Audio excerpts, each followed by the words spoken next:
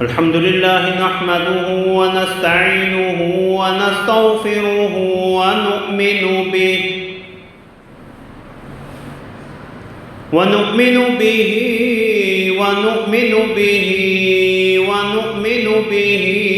ونتوكل عليه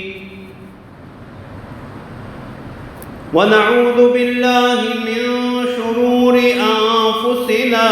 ومن سيئات أعمالنا من يهده الله فلا مضل له ومن يضلل فلا هادي له ونشهد أن لا إله إلا الله وحده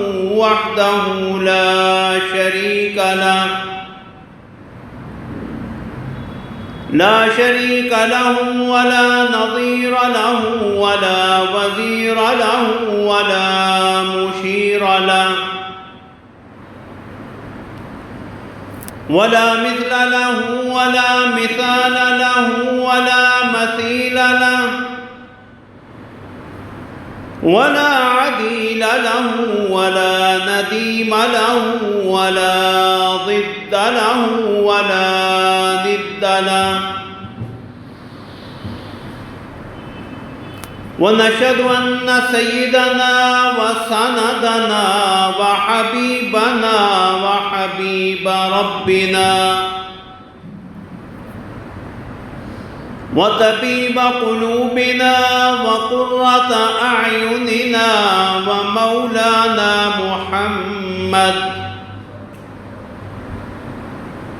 ومولانا محمدا عبده ورسوله أما بعد فأعوذ بالله من الشيطان الرجيم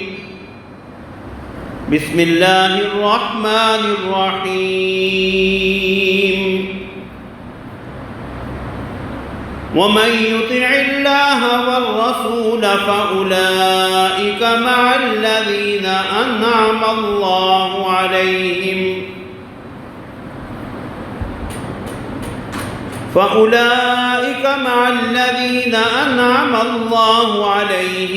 من النبيين والصديقين والشهداء والصالحين وحسن أولئك رفيقا ذلك الفضل من الله وكفى بالله عليما صدق الله العظيم وصدق رسوله النبي الكريم ونحن على ذلك من الشاهدين والشاكرين والحمد لله رب العالمين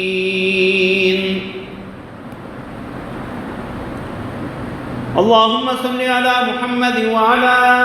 آل محمد كما صليت على إبراهيم وعلى آل إبراهيم إنك حميد مجيد اللهم بارك على محمد وعلى آل محمد كما باركت على إبراهيم وعلى آل إبراهيم إنك حميد مجيد سبحانك لا علم لنا إلا ما علمتنا إنك أنت العليم الحكيم رب اشرح لي صدري ويسر لي أمري واحلل عقدة من لساني يفقه قولي اللهم انفعنا بما علمتنا وعلمنا ما ينفعنا وزدنا علما اما بعد، حضرات محترم، جنت میں رسول اللہ صلی اللہ علیہ وسلم کی رفاقت بہت بڑی سعادت ہے اور ہر مسلمان کی دلی تمنا اور خواہش ہے۔ رسول اللہ صلی اللہ علیہ وسلم نے فرمایا کہ میری امت میں میرے ساتھ سب سے زیادہ محبت رکھنے والے وہ لوگ ہوں گے جو میرے بعد آئیں گے، لیکن ان میں سے ہر شخص کی خواہش ہوگی کہ اپنے اہل و عیال اور اپنے مال و دولت کی قربانی دے دے، لیکن کسی صورت اسے میرا دیدار اور میری زیارت نصیب ہو جائے۔ تو اسی مناسبت سے پچھلے کئی خطبات جمعہ میں جنت میں رسول اللہ صلی اللہ علیہ وسلم کی رفاقت اور معیت کے اسباب اور اعمال کے حوالے سے گفتگو کا سلسلہ شروع کر رکھا ہے۔ آج بھی اللہ رب العزت کی توفیق سے جہاں تک وقت نے ساتھ دیے اسی موضوع کو پایہ تکمیل تک پہنچانے کا ارادہ ہے، اور اگر وقت نے ساتھ نہ دیا تو یہ گزارشات اگلی نشست تک بھی جا سکتی ہیں۔ جن اعمال کا بالتفصیل تذکرہ ہو چکا ہے ان میں سب سے پہلا عمل اللہ اور اللہ کے رسول کی کامل اطاعت ہے۔ اسی حوالے سے سورہ نساء کی جو آیت کریمہ میں نے تلاوت کی، وَمَن يُطِعِ اللَّهَ وَالرَّسُولَ فَأُولَٰئِكَ مَعَ الَّذِينَ أَنْعَمَ اللَّهُ عَلَيْهِمْ، جو اللہ اور اللہ کے رسول کی، اللہ اور رسول کی اطاعت کرتے ہیں تو یہ ان لوگوں کے ساتھ ہوں گے جن پہ اللہ نے اپنا انعام فرمایا، من النبیین والصدیقین والشہداء والصالحین، یعنی انبیاء، صدیقین، شہداء اور صالحین، وحسن اولئک رفیقا، اور یہی بہترین دوست اور ساتھی ہیں۔ دوسرا عمل کثرت سجود یعنی نمازوں کا اہتمام کرنا۔ حضرت ربیعہ بن کعب اسلمی رضی اللہ تعالیٰ عنہ جو رسول اللہ صلی اللہ علیہ وسلم کے خادم خاص تھے، آپ کے رات کے وضو کا پانی وغیرہ رکھتے تھے، رسول اللہ صلی اللہ علیہ وسلم نے ایک دفعہ خوش ہو کے ان سے فرمایا کہ ربیعہ جو مانگنا چاہتے ہو مانگو۔ حضرت ربیعہ نے کہا اسألک مرافقتک فی الجنت یا رسول اللہ، اے اللہ کے پیغمبر میں جنت میں آپ کی رفاقت اور معیت کا طلبگار ہوں۔ تو رسول اللہ صلی اللہ علیہ وسلم نے پوچھا وغیر ذالک، اس کے علاوہ اور کوئی تمنا ہو؟ تو کہا نہیں یا رسول اللہ بل ہوا ذاک، میری تو یہی تمنا ہے۔ تو رسول اللہ صلی اللہ علیہ وسلم نے فرمایا کہ کثرت سجود کے ذریعے اس معاملے میں میری مدد کرو۔ تو کثرت سجود سے مراد، زیادہ سجدوں سے مراد جو ہے وہ نمازوں کا اہتمام اور التزام کرنا ہے۔ تیسرا عمل جو رسول اللہ صلی اللہ علیہ وسلم کی ایک حدیث مبارک کی روشنی میں عرض کیا تھا، اللہ پہ کامل ایمان اور اللہ کے رسولوں کی کامل تصدیق اور حق کے تصدیق ادا کرنا۔ حضرت ابو سعید خدری رضی اللہ تعالیٰ عنہ کی حدیث ہے کہ رسول اللہ صلی اللہ علیہ وسلم نے فرمایا کہ اہل جنت کے بالا خانوں میں مقیم لوگوں کو اپنے اوپر ایسے دیکھیں گے جیسے تم ایک دور دراز چمکتے ہوئے مشرق اور مغرب میں ستارے کو، چمکتے ہوئے ستارے کو افق میں دیکھتے ہو۔ تو حضرات صحابہ نے پوچھا تلک منازل الانبیاء لا یبلغها غیرہم، کیا یہ انبیاء کے مقامات ہوں گے جہاں ان کے علاوہ اور کوئی نہیں پہنچ سکے گا؟ تو رسول اللہ صلی اللہ علیہ وسلم نے فرمایا نہیں، رجال آمنوا باللہ وصدقوا المرسلین، یہ وہ خوش نصیب ہوں گے جو اللہ پہ ایمان لائے اور رسولوں کی تصدیق کرتے رہے۔ چوتھا عمل اس حوالے سے جو بیان ہوا تھا، سچائی اور امانت داری کے ساتھ تجارت کرنا۔ حضرت عبداللہ بن عمر رضی اللہ تعالیٰ عنہما کی حدیث اس حوالے سے بیان ہوئی تھی کہ التاجر الامین الصدوق المسلم مع النبیین والصدیقین والشہداء یوم القیامہ، مسلمان سچا اور امانت دار تاجر انبیاء، صدیقین اور شہداء کے ساتھ قیامت والے دن اٹھایا جائے گا۔ پانچواں عمل جس کے حوالے سے بھی تفصیل گفتگو ہوئی تھی، یتیم کی کفالت ہے، یتیم کی پرورش ہے۔ رسول اللہ صلی اللہ علیہ وسلم نے فرمایا، حضرت سہل بن سعد رضی اللہ تعالیٰ عنہ کی حدیث ہے کہ رسول اللہ صلی اللہ علیہ وسلم نے فرمایا، انا وکافل الیتیم فی الجنۃ ہاکذا وقال باصبعیہ السبابۃ والوسطیٰ۔ رسول اللہ نے یوں اشارہ فرماتے ہوئے دو انگلیوں کا ہمیں کہ میں اور یتیم کی کفالت کرنے والا جنت میں یوں اکٹھے ہوں گے۔ چھٹا عمل جو جنت میں اللہ کے پیغمبر صلی اللہ علیہ وسلم کی معیت اور رفاقت کا سبب بن سکتا ہے، وہ بالخصوص بچیوں کی تربیت کرنا، بیٹیوں کی تربیت کرنا۔ اور یہاں رسول اللہ صلی اللہ علیہ وسلم کی احادیث کی روشنی میں بیان ہوا تھا کہ بچیاں ہوں، بیٹیاں ہوں یا بہنیں ہوں، ان کے حق کی ادائیگی پہ اللہ رب العزت نے پیغمبر صلی اللہ علیہ وسلم کی زبان مبارک پہ جنت میں اپنی معیت اور رفاقت کا وعدہ کیا۔ حضرت انس بن مالک رضی اللہ تعالیٰ عنہ کی حدیث ہے، من عال جاریتین، جو دو بچیوں کی، جاریہ نوعمر لڑکی کو کہتے ہیں، دوشیدہ کو کہتے ہیں، تو اس میں بہنیں بھی ہیں، جس کی وضاحت دوسری حدیث میں رسول اللہ نے خود فرما دی کہ جو دو بیٹیوں کی پرورش کرے یا دو بہنوں کے حق ادا کرتا رہے، یہاں تک کہ جو ہے وہ بالغ ہو جائیں، تو قیامت والے دن وہ اور میں یوں اس طرح اکٹھے آئیں گے۔ تو بچیوں کی ولادت کو بوجھ نہ سمجھنا، بلکہ ان بچیوں کو اللہ رب العزت کی طرف سے احسان اور رحمت سمجھتے ہوئے ان کے حقوق ادا کرنا۔ ساتواں جو ہے ارکان اسلام کی پابندی، کہ رسول اللہ صلی اللہ علیہ وسلم کے پاس ایک صحابی آئے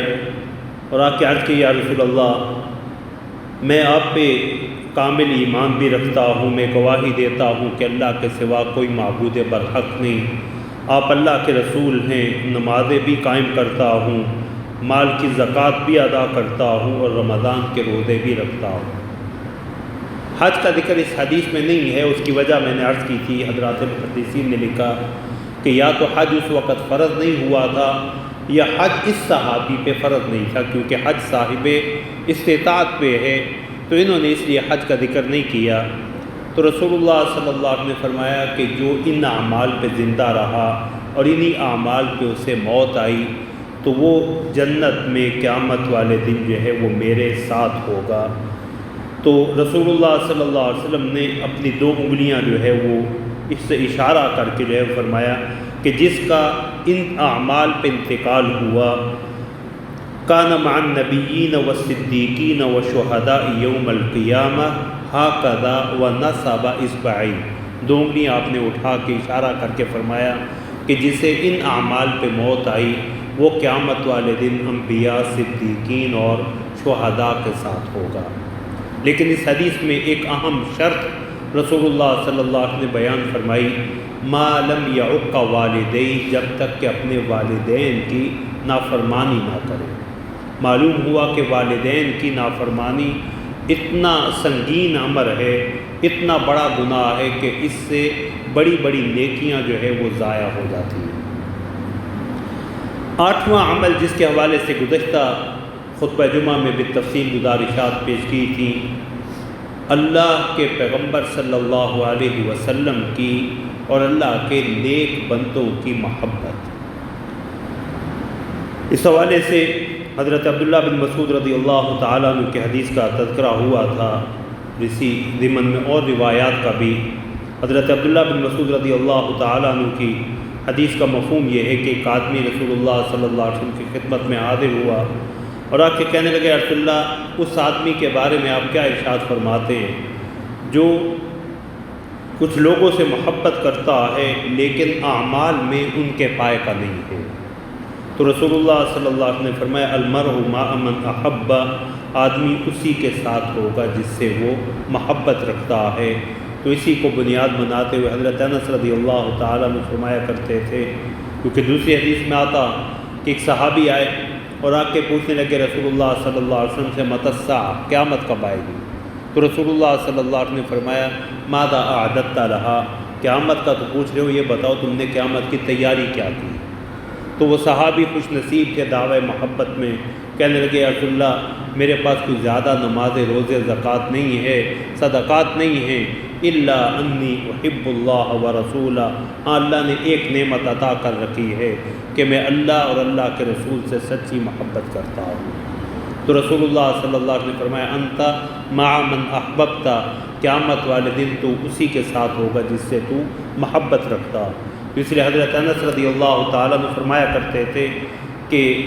میں اللہ کے پیغمبر حضرت محمد الرسول اللہ صلی اللہ علیہ وسلم سے محبت کرتا ہوں، سیدنا ابو بکر سے محبت کرتا ہوں، حضرت عمر سے محبت کرتا ہوں، اور رسول اللہ صلی اللہ علیہ وسلم کے فرمان مبارک کی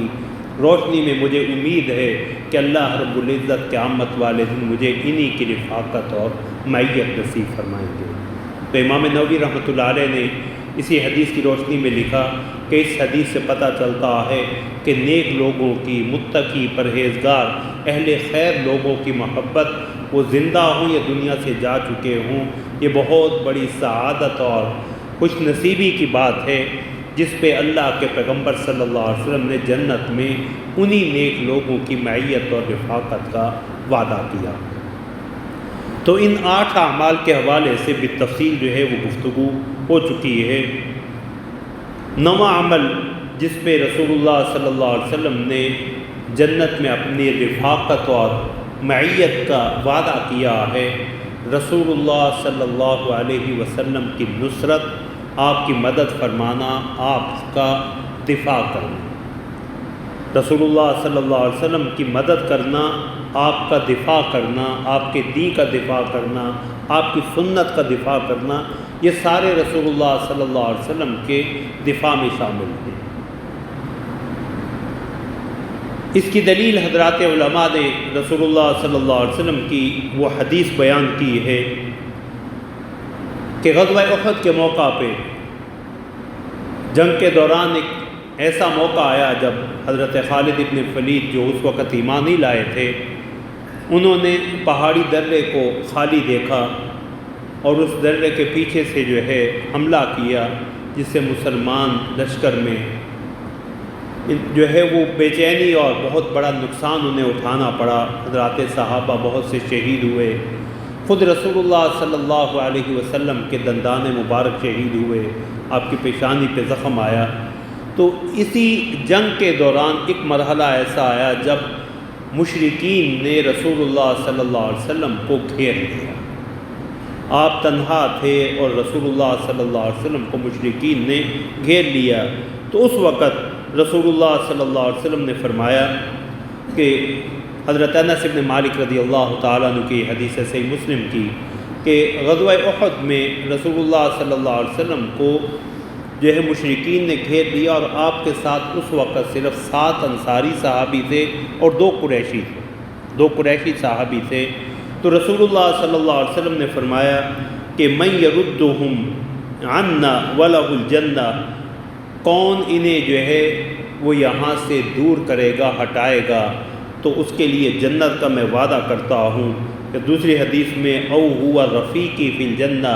یا انہیں یہاں سے ہٹانے والا، میرا دفاع کرنے والا جنت میں میرا ساتھی ہوگا۔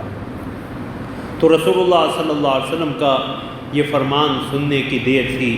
یہ 7 انصاری صحابی، 7 انصاری صحابی جو ہے یکے بعد دیگرے سب نے جو ہے وہ جام شہادت نوش کیا، لیکن دشمن کو رسول اللہ صلی اللہ علیہ وسلم کے قریب نہیں پہنچنے دیا تاکہ وہ اپنے مذموم عزائم میں، ناپاک عزائم میں، ارادے میں کامیاب نہ ہو سکیں اور رسول اللہ صلی اللہ علیہ وسلم کو کوئی نقصان نہ پہنچا پائیں۔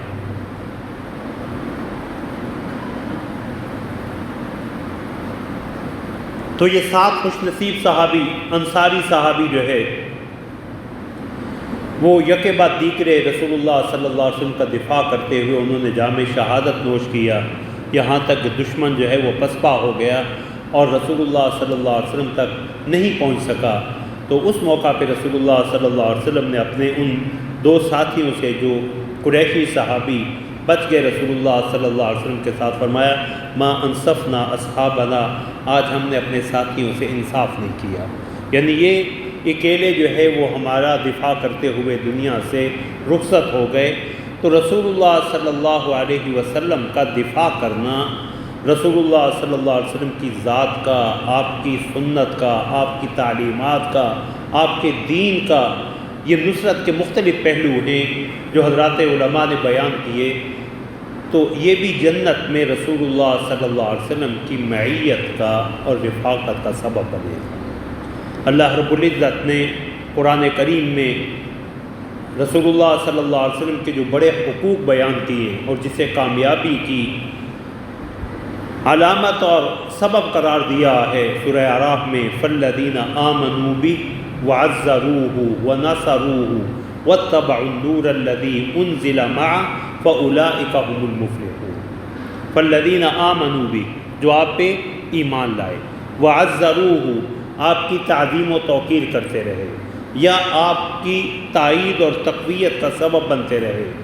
ونصروہ، اور آپ کی مدد کرتے رہے، آپ کی نصرت، واتبعوا النور الذی انزل معہ، اور اس نور کی پیروی کی جو رسول اللہ صلی اللہ علیہ وسلم کے ساتھ نازل کیا گیا. فاولئک هم المفلحون، یہی لوگ جو ہے وہ کامیاب ہونے والے ہیں. اور اللہ رب العزت نے رسول اللہ صلی اللہ علیہ وسلم کی اور اپنے انبیاء کی مدد کی ذمہ داری خود لی. انا لننصر رسلنا، ہم یقیناً البتہ ضرور اپنے رسولوں کی مدد کریں گے. تو جو اسباب کے درجے میں جسے اللہ رب العزت رسول اللہ صلی اللہ علیہ وسلم کے دین کے دفاع کے لیے منتخب کرنے چننے، وہ انتہائی خوش نصیب آدمی ہے، سعادت مند شخص ہے جسے اللہ دین کے لیے قبول فرما لے. اور اللہ رب العزت نے فرمایا ان تنصروا اللہ ینصرکم، اگر تم اللہ کی مدد کرو گے، اللہ کی مدد اللہ کے پیغمبر کی مدد ہے، اللہ کے دین کی مدد ہے. فرمایا تم اگر اللہ کی مدد کرو گے، ینصرکم، اللہ تمہاری مدد کرے گا، تمہارے قدم جما دے گا. اور اللہ کے پیغمبر کی نصرت سے ہاتھ کھینچنا، تو اللہ رب العزت نے فرمایا کہ اگر تم یہ کام نہیں کرو گے تو اللہ نے تو اپنے پیغمبر کی مدد کرنی ہی ہے، اور اللہ نے کی ہے. الا تنصروہ فقد نصرہ اللہ اذ اخرجہ الذین کفروا ثانی اثنین اذ ہما فی الغار. اگر تم جو ہے میرے پیغمبر کی مدد نہیں کرو گے تو اللہ نے تو ان کی مدد کی تھی جب کافروں نے انہیں نکالا، مجبور کیا ہجرت پہ. اور ثانی اثنین، آپ دو میں سے دوسرے تھے، ایک آپ اور دوسرے سیدنا صدیق اکبر. اذ یقول اذ ہما فی الغار، جب وہ دونوں غار میں تھے، جب وہ اپنے ساتھی سے کہہ رہے تھے لا تحزن ان اللہ معنا، گھبراؤ نہیں، اللہ ہمارے ساتھ ہے. تو رسول اللہ صلی اللہ علیہ وسلم کی نصرت، آپ کے دین کی نصرت، اور رسول اللہ صلی اللہ علیہ وسلم کی نصرت جہاں آپ کی ذات مبارک کا دنیا میں دفاع تھا، اسی طرح اب بھی رسول اللہ صلی اللہ علیہ وسلم کی ذات کا دفاع. اور حضرات علماء نے لکھا کہ ختم نبوت رسول اللہ صلی اللہ علیہ وسلم کی ختم نبوت کا دفاع رسول اللہ صلی اللہ علیہ وسلم کی ذات کا دفاع ہے، کہ اس کا تعلق رسول اللہ صلی اللہ علیہ وسلم کی ذات کے ساتھ ہے. باقی امور دین، نماز ہو، روزہ ہو، زکوٰۃ ہو، حج ہو، اس کا تعلق انسان کے اعمال کے ساتھ ہے. رسول اللہ صلی اللہ علیہ وسلم کے دین ہونے کی حیثیت سے اس کی نسبت بھی رسول اللہ صلی اللہ علیہ وسلم سے جڑتی، لیکن ختم نبوت کے عقیدے کا تحفظ رسول اللہ صلی اللہ علیہ وسلم کی شخصیت سے وابستہ ایک عقیدے کا تحفظ ہے. گویا یہ رسول اللہ صلی اللہ علیہ وسلم کی ذات کا دفاع. اللہ ہمیں اس کے لیے قبول فرمائیں. تو اس حدیث مبارک سے معلوم ہوا کہ رسول اللہ صلی اللہ علیہ وسلم کی ذات کا دفاع، آپ کی نصرت، یہ بہت بڑی سعادت ہے اور جنت میں رسول اللہ صلی اللہ علیہ وسلم کی معیت اور رفاقت کا سبب ہے. اللہ اکبر. اور یہ نصرت اتنا بڑا اعزاز ہے کہ اللہ رب العزت نے حضرات صحابہ کے جو دو بڑے گروہ ذکر کیے، والسابقون الاولون من المہاجرین والانصار، مہاجرین جو پیغمبر صلی اللہ علیہ وسلم کی پیروی کرتے ہوئے، اتباع کرتے ہوئے انہوں نے پیغمبر صلی اللہ علیہ وسلم کے ساتھ اپنا گھر بار چھوڑ کے ہجرت کی، اور والانصار جنہوں نے پیغمبر صلی اللہ علیہ وسلم کو اس وقت مدینہ میں جگہ دی، رسول اللہ کا والہانہ استقبال کیا، حضرات صحابہ جو مہاجرین تھے ان کی مدد کی۔ اللہ رب العزت نے ان کا لقب ہی قرآن میں جو ہے وہ انصار رکھ دیا کہ یہ میرے پیغمبر صلی اللہ علیہ وسلم کے مددگار ہیں، انصار مدینہ۔ اللہ نے ان کا تذکرہ نام ہی جو ہے وہ انصار رکھ دیا۔ اللہ اکبر۔ اور انصار مدینہ کو یا رسول اللہ صلی اللہ علیہ وسلم کی نصرت پہ جنت میں معیت اور رفاقت کا اعزاز تو حاصل ہے ہی، لیکن اللہ کے پیغمبر صلی اللہ علیہ وسلم نے حضرات صحابہ جو مدینہ کے باسی تھے، انصار مدینہ، ان کی اس نصرت کا اور ان کے ان قربانیوں کا صلہ اپنی وفا اور محبت سے دیا۔ رسول اللہ صلی اللہ علیہ وسلم نے فرمایا کہ دیگر لوگ جو ہے وہ جسم کا بیرونی لباس ہے، اور انصار جو ہے وہ میرے جسم کے اتنے قریب ہیں جس طرح اندرونی لباس ہو۔ اس کی مثال جس طرح انسان قمیض پہنتا ہے اور بنیان پہنتا، اب بنیان جو ہے وہ انسان کے جسم کے ساتھ زیادہ چھو رہی ہے، مس کر رہی ہے، تو پیغمبر صلی اللہ علیہ وسلم نے ایک محسوس مثال سے جو ہے وہ فرمایا کہ دیگر لوگ جو ہے وہ میرا بیرونی لباس ہیں، لیکن انصار جو ہے وہ میرے اتنے قریب ہیں جس طرح میرے جسم سے لگا ہوا لباس ہے۔ اللہ اکبر۔ اور یہی مجھے حدیث کا وہ واقعہ یاد آیا، میرے والد صاحب رحمۃ اللہ علیہ فرمایا کرتے تھے کہ پیغمبر وفا نے وفا کی انتہا کر دی، کہ جب رسول اللہ صلی اللہ علیہ وسلم مکہ فتح ہوا، اللہ اکبر، اب مکہ سے زیادہ مبارک جگہ اور کوئی نہیں، رسول اللہ کی جائے پیدائش بھی، بیت اللہ بھی یہی۔ حضرات صحابہ کے دل میں یہ خیال اور اندیشہ لاحق ہوا کہ اب رسول اللہ کہیں ہجرت کے بعد مکہ مکرمہ میں ہی مقیم نہ ہو جائے، جبکہ یہاں سب کچھ اپنا اپنے گھر تھے، سب کچھ تھا۔ اور غزوہ حنین کے موقع پہ جو مال و دولت آیا، مال غنیمت، اسے جب تقسیم رسول اللہ صلی اللہ علیہ وسلم نے کیا تو رسول اللہ صلی اللہ علیہ وسلم نے ان صحابہ کو جو فتح مکہ کے موقع پہ جنہوں نے ایمان قبول کیا، یا اس وقت کے اعتبار سے 9 مسلم صحابہ تھے،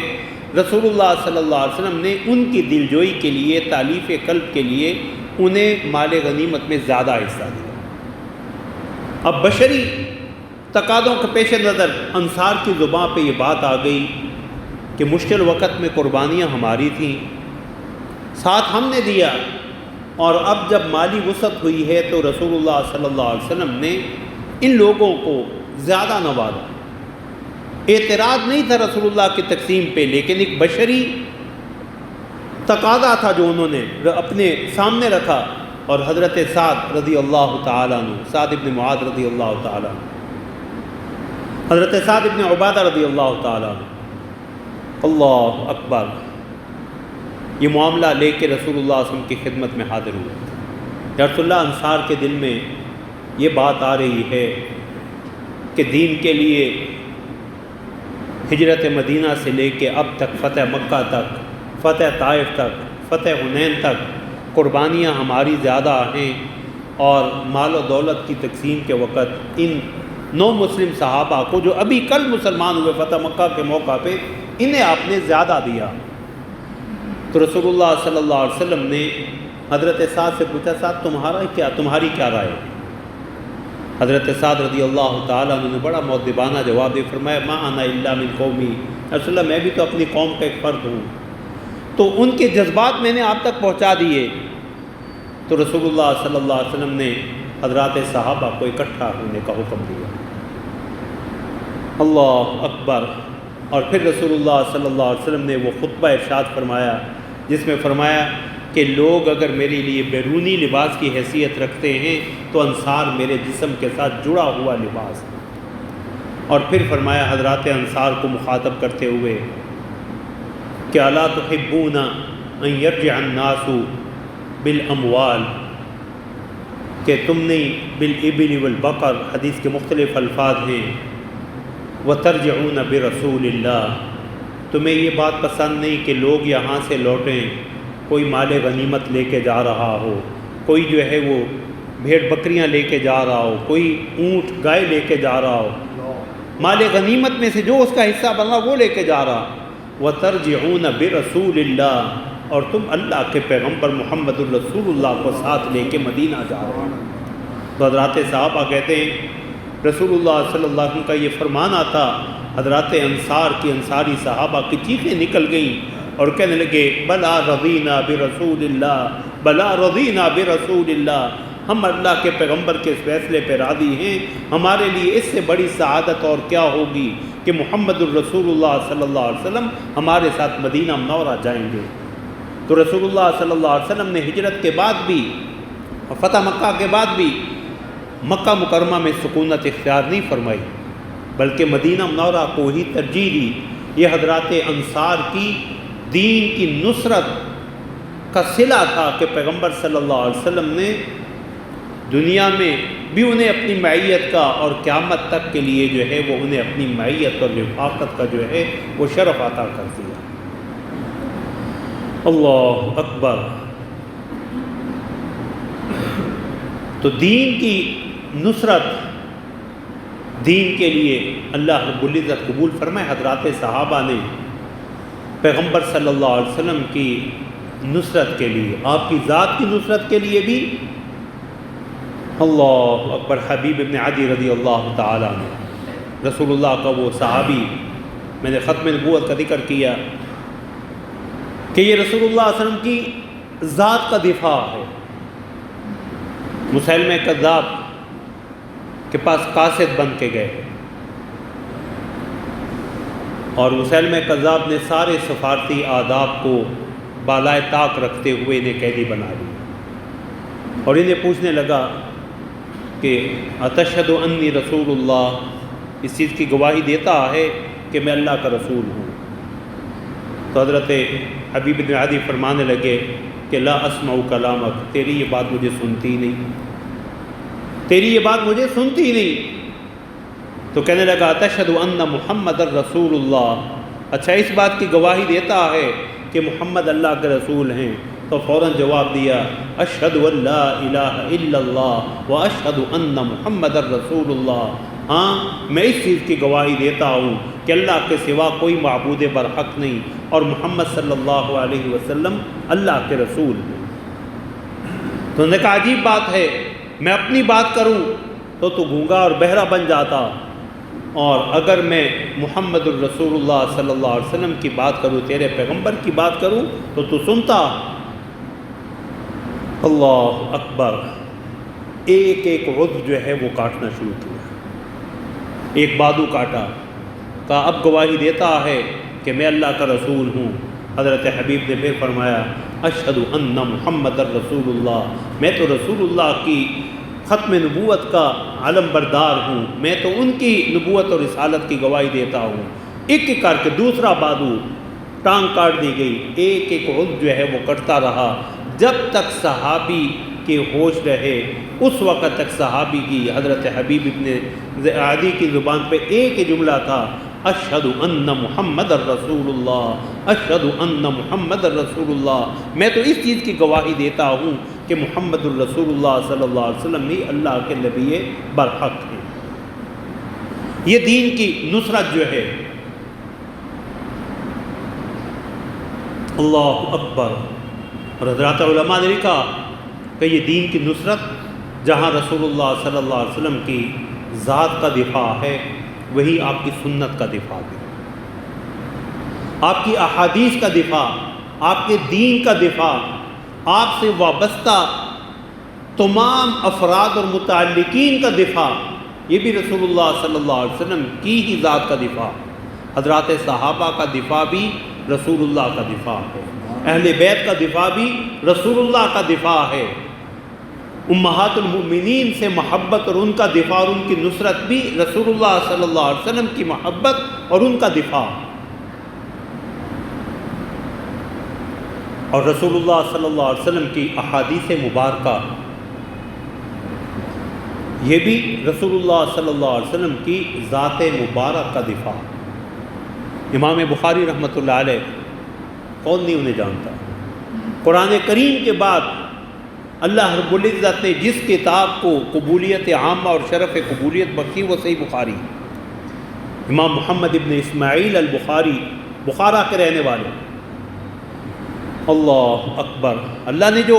اس کتاب کو قبولیت عطا کی، اس کتاب کی وجہ تالیف اور وجہ تصنیف، یہ اس کے پس منظر میں حضرات علماء نے امام بخاری رحمۃ اللہ علیہ کا ایک واقعہ لکھا۔ امام بخاری رحمۃ اللہ علیہ کے بچپن کے حالات میں آتا ہے کہ ایک چوٹ لگنے کی وجہ سے ان کی بینائی چلی گئی، بصارت زائل ہو گئی۔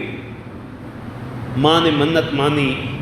اللہ تو میرے بیٹے کی بینائی واپس کر دے، میں اسے تیرے نبی کے دین کے لیے وقف کر دوں۔ اللہ نے بینائی واپس کی، اور پھر ماں نے جو ہے وہ دین کے لیے وقف کیا۔ کم سینی میں ہی، کہاں بخارا، یہ روس کی جو ریاستیں آزاد ہوئی ان میں امام بخاری رحمۃ اللہ علیہ حرمین کا سفر، دین کے علم کو حاصل کرنے کے لیے سفر، اور یہ جو بنیاد کہ اللہ نے قرآن کریم کے بعد امام بخاری رحمۃ اللہ علیہ کی صحیح کو قبولیت عطا فرمائی، اس میں ان کا اخلاص، ان کا تقوی اور ورع، اور رسول اللہ صلی اللہ علیہ وسلم کی ذات اور آپ کی احادیث کا دفاع کا جذبہ اور اخلاص پوشیدہ تھا۔ اللہ اکبر! امام بخاری رحمۃ اللہ علیہ کے حالات میں آتا کہ سفر میں ہے، دوران سفر کشتی میں سوار ہیں، ابھی نوعمر لڑکے ہیں، حالات کے اتار چڑھاؤ کا اتنا علم نہیں۔ ماں نے جو ہے سفر کی تیاری کرتے ہوئے ایک تھیلی میں چند درہم و دینار اشرفیاں ڈال کے دے دی کہ یہ تیرا زاد راہ ہے، یہ تیرا زاد سفر ہے۔ تو سفر میں ایک رفیق سفر نے باتوں باتوں میں اگلوا لیا کہ تمہارے پاس کتنے پیسے ہیں اور کہاں ہیں؟ کہا اتنی اشرفیاں، سچائی کا دور تھا، میں اتنی اشرفیاں ہیں اور ایک تھیلی ہے، اسے میری ماں نے مجھے ایک تھیلی میں سی کے وہ امانت دی کہ یہ میرا زاد سفر ہوگا۔ تو کچھ دیر بعد اسی بد نصیب شخص نے جو ہے پوچھ لیا تھیلی کیسی ہے، کس رنگ کی ہے، کہاں ہے؟ تو یہ چیزیں پوچھنے کے بعد جو ہے اچانک جو ہے اس نے شور ڈال دیا کشتی میں کہ میری اتنی رقم تھی، اتنی اشرفیاں تھیں، اس طرح کی تھیلی تھی، وہ چوری ہو گئی۔ تو جہاز والوں نے کہا کہ یہاں تو نہ پانی کے اندر، نہ تو کوئی اس جہاز میں بحری کشتی میں نہ کوئی سوار ہوا ہے، نہ کوئی یہاں سے گیا، تو ٹھیک ہے سب کے سامان کی تلاشی لے لیتے تو تمہارا تھیلی تمہیں مل جائے گی۔ تو اس نے تہمت سے بچنے کے لیے حضرت امام بخاری کے سامان سے آغاز نہیں کیا، دوسروں کا سامان ٹٹولتا رہا، تلاش کرتا رہا۔ اللہ اکبر! آخر میں امام بخاری رحمۃ اللہ علیہ کی جب باری آئی تو ان کے سامان کی تلاشی لی گئی تو تھیلی نہیں ملی۔ سفر جاری ہوا تو یہ شخص پھر جو ہے وہ امام بخاری کے قریب آیا، اور اس وقت امام بخاری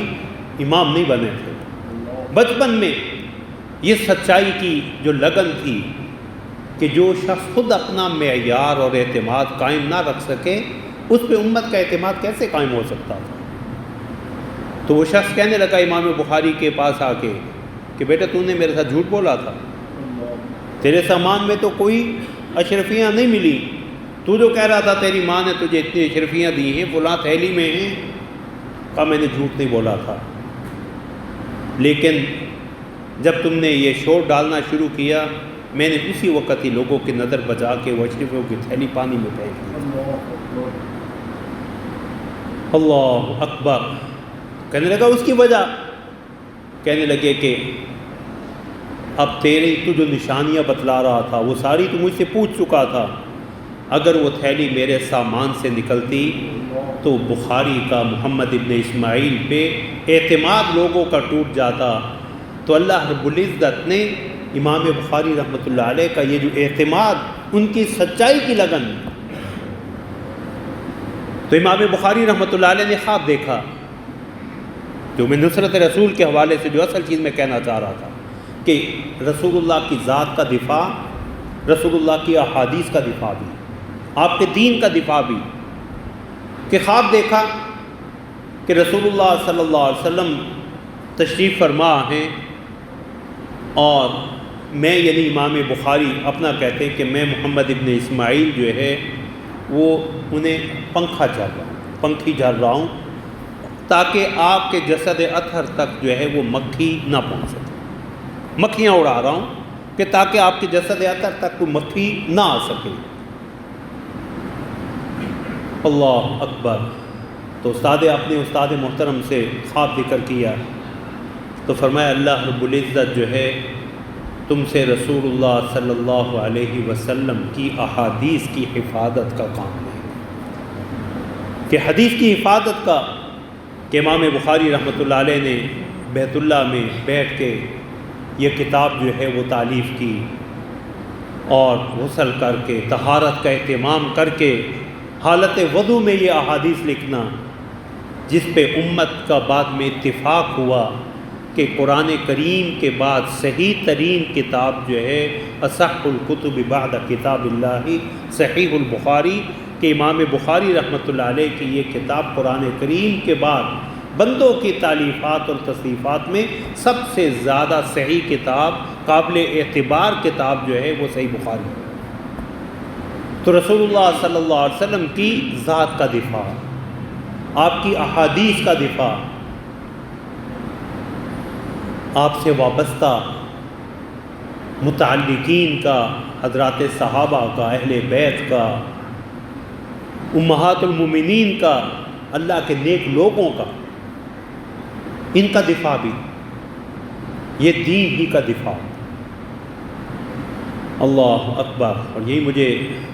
امام بخاری کی بات چلی تو امام اعظم ابو حنیفہ رحمۃ اللہ علیہ بھی یاد ہے۔ اللہ اکبر۔ امام ابو حنیفہ رحمۃ اللہ علیہ، اللہ اکبر، اللہ رب العزت نے جو دین کی خدمت کا کام ان سے لیا، اور جو دین کے ساتھ مخلص ہو جاتا، اللہ کے دین کے ساتھ مخلص ہوتا ہے، اللہ پھر اس کا ساتھی بن جاتے ہیں۔ من کان للہ کان اللہ لہ، جو اللہ کا بن جائے اللہ اس کے بن جاتے ہیں۔ اور رسول اللہ صلی اللہ علیہ وسلم نے فرمایا من عادى لی ولیا فقد آذنتہ بالحرب، جو میرے کسی ولی، میرے دوست کے ساتھ، اور اللہ کا ولی کون ہے؟ الا ان اولیاء اللہ لا خوف علیہم ولا هم یحزنون، اللہ کے اولیاء کو، اللہ کے دوستوں کو کوئی خوف اور غم نہیں، کوئی حزن نہیں، لیکن ہے کون؟ الذین آمنوا وکانوا یتقون۔ ایمان اور تقوی یہ دو بنیادی شرطیں ولایت کی، ایمان اور تقوی کے بغیر ولایت کا کوئی تصور نہیں۔ تو رسول اللہ کہ اللہ فرماتے، حدیث قدسی ہے، من عادى لی ولیا فقد آذنتہ بالحرب، جو میرے کسی دوست کے ساتھ، میرے کسی ولی کے ساتھ دشمنی مول لیتا، میں اللہ اس کے خلاف اعلان جنگ کر دیتا۔ تو اللہ نے اپنے پیغمبر کے دین کی حفاظت کرنے والوں کی کیسے حفاظت کی، کیسے ان کی مدد کی۔ امام بخاری رحمۃ اللہ علیہ کے بارے میں آتا ہے کہ ان کے والد کا جب انتقال ہوا تو والد کا جنازہ پڑھ کے واپس آ رہے ہیں، تو ایک بدخواہ نے، جو امام ابو حنیفہ رحمۃ اللہ علیہ کا دل میں بغض رکھتا تھا، تو اس نے آپ کو ستانے کے لیے لوگوں کے سامنے ایک جملہ کسا اور کہنے لگا کہ ابو حنیفہ، نعمان، مجھے پتہ چلا ہے تمہارے والد کا انتقال ہو گیا، تو امام ابو حنیفہ رحمۃ اللہ علیہ نے فرمایا ہاں ہم انہی کا جنازہ پڑھ کے آ رہے ہیں۔ تو یہ بد نصیب کہنے لگا تو پھر اپنی ماں کا نکاح میرے ساتھ کر دے، اپنی ماں کا نکاح میرے ساتھ کر دے۔ امام ابو حنیفہ رحمۃ اللہ علیہ یہ صبر دیکھیں، یہ اخلاق دیکھیں، تبتا ہوا جملہ، چبھتا ہوا جملہ، لیکن امام ابو حنیفہ رحمۃ اللہ علیہ نے بڑے علم اور بردباری سے کہا کہ میری والدہ اس وقت 80 سال کے قریب ان کی عمر ہے اور ابھی وہ عدت میں ہیں، دوران عدت و نکاح کی بات نہیں چل سکتی، عدت ختم ہوگی تو میں تمہارا پیغام نکاح ان تک پہنچا دوں گا، وہ خود صاحب اختیار ہیں، اگر ان کی آمادگی ہوئی تو میں نکاح کر دوں گا۔ اب اس شخص کے لیے یہ جواب بڑا حیران کن تھا۔ امام ابو حنیفہ رحمۃ اللہ علیہ یہ جواب دے کے تھوڑا سا آگے گئے، اتنے میں پیچھے سے کسی آدمی کے گرنے کی آواز آئی، دیکھا یہی بد نصیب جو ہے گرا اور اللہ نے وہیں اس کی روح قبض کر دی۔ امام ابو حنیفہ رحمۃ اللہ علیہ سے ساتھیوں نے کہا کہ امام صاحب آپ نے اسے کو بد دعا دی، فرمایا نہیں میں نے بد دعا نہیں دی، لیکن ابو حنیفہ کے صبر نے جو ہے وہ اس کی جان لی۔ تو ان تنصر اللہ ینصرکم، اگر تم اللہ کی مدد کرو گے تو اللہ تمہاری مدد کرے گا۔ تو نواں عمل جو ہے جو آج کی اس نشست میں بیان ہوا وہ رسول اللہ صلی اللہ علیہ وسلم کا دفاع ہے، آپ کی ذات کا دفاع، آپ کی عزت اور ناموس کا دفاع، آپ سے آپ کی احادیث کا دفاع، آپ کے دین کا دفاع، اہل بیت کا دفاع،